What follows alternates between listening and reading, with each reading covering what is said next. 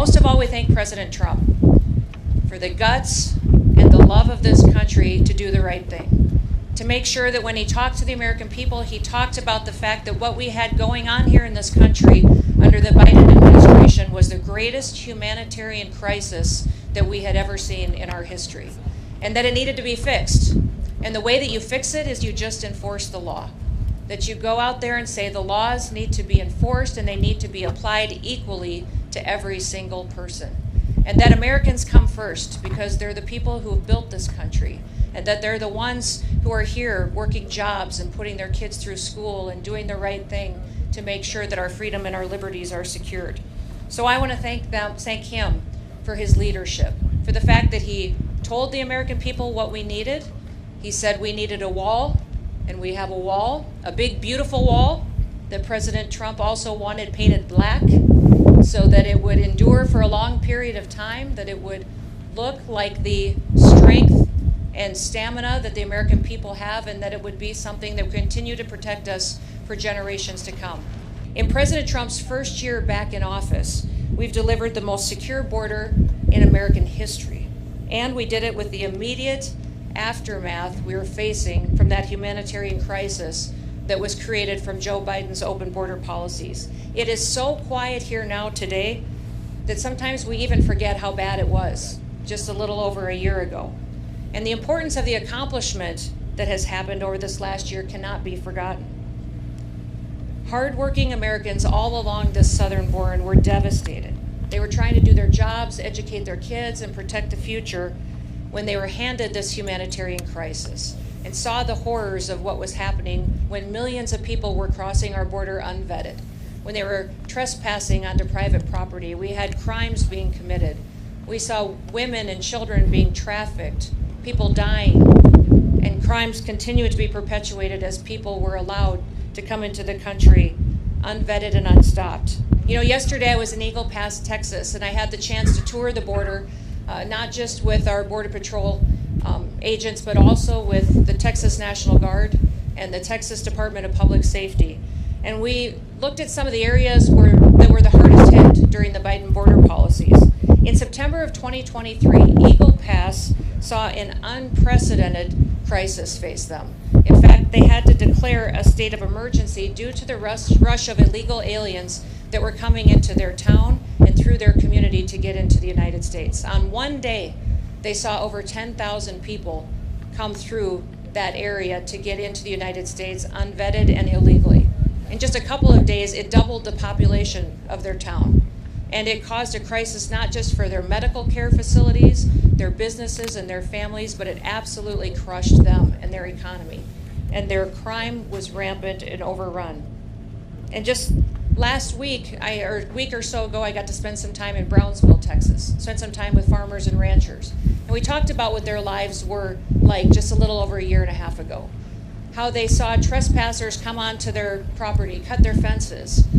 Their livestock were loose, and sometimes they incurred death there as well. They had crimes, people breaking into their homes and their facilities. They were finding dead bodies on their ranches. In fact, we saw unprecedented death from those illegal migrants that were coming into our country because of the heat exhaustion, and they also were forced into water, and people were drowning because of the crush and the push to take advantage of those open border policies.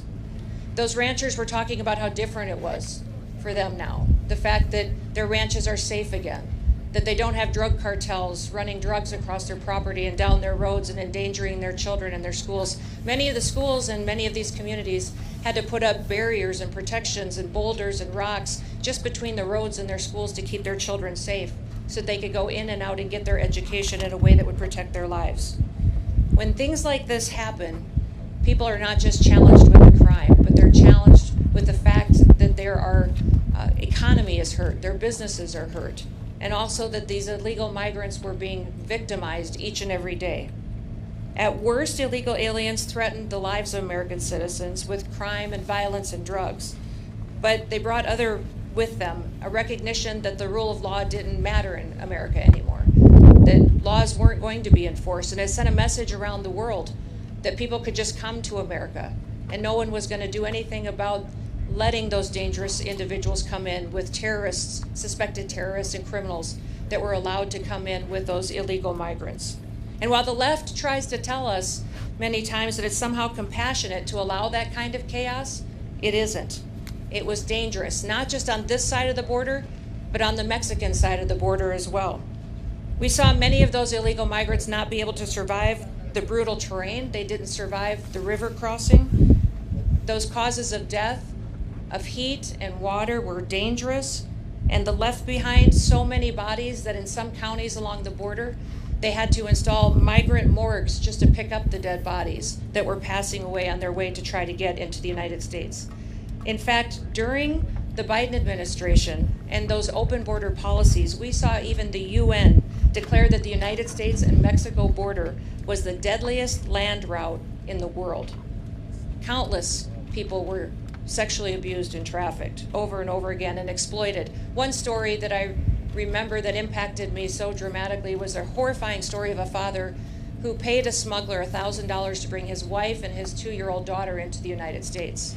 Once they got over the border, those smugglers took that mom and daughter into a stash house and kidnapped them and held them hostage for a ransom and said that father would not get them back unless he paid another $23,000 to them, and said if he did not immediately pay, that they would do things to his daughter that he couldn't even imagine.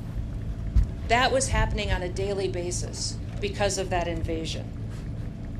Over those 4 years of chaos and destruction and death, many of the left said that it was compassionate. They said it was compassionate to let millions of people come in unvetted and be subjected to murderers and smugglers and cartels and gang members. Was it compassionate to make Americans share their communities with criminals? Was it compassionate to encourage men and women and children to break the law and to put their lives at risk, knowing that they could be victimized along the way? And was it compassionate to demonize those federal law enforcement officers that took an oath to uphold the law and to keep Americans safe? You know, the left and Democrats dare to harass, threaten, and dox our officers, assault the men and women of the Department of Homeland Security and our federal law enforcement. And they try to say that enforcing our immigration laws and arresting and deporting illegal criminals and violent criminals is inhumane. Well, what about the victims of that illegal crimes? What about the flow of drugs that were coming over our border and killing our next generation of Americans? What about the angel families who lost someone that they dearly love, that they'll never have back again and don't have a future with? They don't talk about the Laken Rileys, the Jocelyn Nungrys. They don't talk about the Rachel Morans. And they don't talk about the thousands of Americans that we've lost to drug overdoses and to poisonings. In fact, the flow over this border of illegal fentanyl has been cut in half since President Trump has been in office. And since he has secured this border and built this wall, 56% of the fentanyl has stopped coming into our country and saved millions of lives. The Democrats and the left say that compassion was that invasion, was that humanitarian crisis. But President Trump says that compassion is taking care of people. Joe Biden and his policies during those 4 years lost 450,000 children. Many times they placed them with sponsors that abused them, that trafficked them. The government paid people to take our children and to traffic them. Since President Trump's been in office, we've located 145,000 children that were lost, and we're not going to stop till we find every single one. Because of President Trump's leadership and his bold action, this country keeps breaking historic records. In fact, we have the lowest crime rate in this nation right now because of President Trump and his strength and securing our border that we've ever had in the history of this nation since we've been tracking crimes. The lowest murder rate that we've ever recorded in this country, and that's because we enforce the law and we hold criminals accountable for what they do to perpetuate violence against the American people. In fact, for the last 9 months, the Border Patrol has released 0 illegal aliens into the interior of the country. It's incredible the work that they do every day. And that's what happens when you fight for law and order. Overall, Customs and Border Protection has recorded the lowest number of encounters in the agency's history in 2025. Daily encounters have fallen by 95% over the last year. While the daily average of apprehensions in the Biden years was over 5,100 per day, in the last year it was less than 250. In addition to keeping the illegal aliens out, we're also protecting the American people from the deadly drugs that are coming in. And just in 2025, CBP seized over 600,000 pounds of illicit drugs. The death rate and the fentanyl deaths in this country have dropped in 1 year under President Trump. Because he secured the border, fentanyl deaths have gone down 30%. We can't wait to continue to keep working to save more American lives. We have to continue to keep ramping up our efforts and do all that we can to protect our children. And we're thankful for President Trump's vision to invest in technology, invest in people, and invest in the resources that we need to do our jobs. He did it in 1 year. You think about what this country has gone through over the previous 4 years and what a turnaround that we've seen. Because we have a president in the White House that puts the American people first, it's incredible. President Trump believed that we still have a country, and he believed that it was a country worth fighting for. Now we're hard at work to make sure it stays that way. And when the American people put President Trump in the White House, they said enough is enough. They chose him, they chose law and order, they voted to build the wall, they voted to send President Trump back to the White House. And it reminds me of John Adams. He said back in history, when they were building this country and founding this country, he said the very definition of a republic is a government of laws, not of men. We are a government of laws. We are a republic. And for 4 long years before President Trump, we saw what it was like when people put men above our laws. We saw how people were victimized and hurt and abused. And Americans didn't want to live like that anymore. The beauty of our republic is that our people have the freedom to choose. And when they elected President Trump, they chose differently.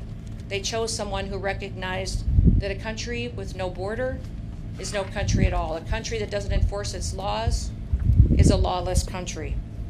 We had never experienced the kind of chaos before in recent history that we saw during the Biden administration. And the American people rejected it. They rejected it and its lawlessness and chose to return to law and order. And with President Trump and all of you great law enforcement officers in front of me and those across the country that do their work every day, we've got a promise of a bright future and a promise of an amazing country for years to come. You have stood up and stood on the line to make sure that we have freedom and liberty for our children and our grandchildren for years to come. Thank you for the work that you do. I pray every day that God will continue to bless you. Bless the work that you set your hands to and your families. They'll continue to bless this great country and keep his hand upon it and his presence throughout it so that we would know that we are all Americans and we're all here because we recognize we are a beacon to the world. The rest of the world follows America because we are the ones that provide the hope and the future for what the entire world should be. So may God bless you and thank you so much for being the great Americans that you are. Thank you.